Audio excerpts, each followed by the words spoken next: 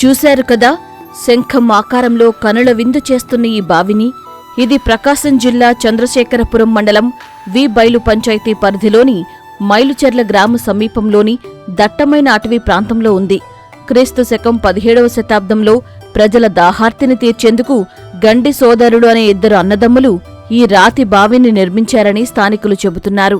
ఈ బావిని అన్నదమ్ముల బావి, శంఖుబావి, శ్రీ యోని బావి, మెట్లబావి అనే వివిధ పేర్లతో ఎప్పటికీ పిలుస్తూ ఉంటారని తెలిపారు.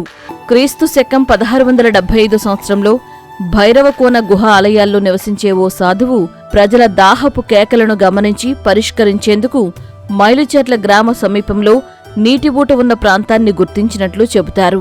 ఆపై తన శిష్యులైన గండి సోదరులుగా పేరొందిన పశువుల పెంపకపుదారులకు బావి నిర్మించమని సాధువు చెప్పినట్లు ప్రచారంలో ఉంది. ఆయన ఆదేశాలతో గండి సోదరులు అపురూపమైన ఆకృతితో, ఎక్కడా మట్టిని వాడకుండా అద్భుతమైన నైపుణ్యంతో పెద్ద పెద్ద బండరాళ్లను పేర్చుతూ బావిని నిర్మించినట్లు స్థానికులు చెబుతున్నారు.